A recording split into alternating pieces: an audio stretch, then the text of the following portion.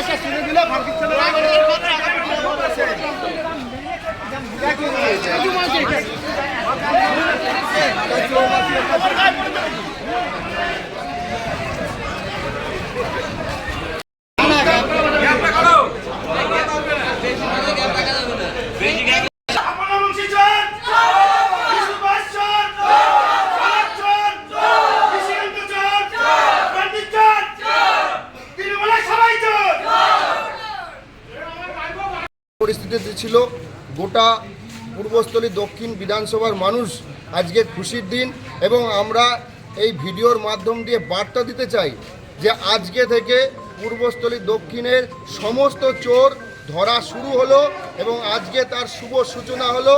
যে বিগত দিনে ভাগ্নে বলে পরিচয় দিত, আমরা জানি না সে বৈধ ভাগ্নে না অবৈধ ভাগ্নে, তবে আমার মনে হয় উনি অবৈধ ভাগ্নে, না হলে অবৈধ কাজের সঙ্গে কোনোভাবে উনি জড়িত থাকতে পারতো না। এছাড়াও আমরা বলে রাখতে চাই যে আজকে ভাগ্নেকে দিয়ে শুরু করলাম এবং আগামীকাল মামার পালা। স্বপন দেবনাথ, প্রাক্তন বিধায়ক স্বপন দেবনাথ গোটা পূর্বস্থলী দক্ষিণ বিধানসভার মানুষের উপর অত্যাচার হয়েছে। এছাড়া আমরা বলতে চাই এমন পূর্বস্থলী দক্ষিণের একটা পরিবার নেই যাদের সঙ্গে দুর্নীতি করেনি এই তৃণমূল কংগ্রেস। প্রত্যেকটা চোর ধরা পড়বে, আপনারা শুধু রেডি হন। আজকে আমরা ধন্যবাদ জানাতে চাই বাংলার মুখ্যমন্ত্রী শুভেন্দু অধিকারী মহাশয়কে এবং সব থেকে বেশি ধন্যবাদ জানাতে চাই আমাদের পূর্বস্থলী দক্ষিণ বিধায়ক সাহেব প্রাণকৃষ্ণ তপাদার মহাশয়।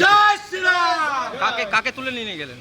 সৌভাগ্য মজুমদারকে তুলে নিয়ে যাওয়া হলো, যিনি অবৈধ ভাগ্নে বলে পরিচিত দিত স্বপন দেবনাথের। আপনার নাম?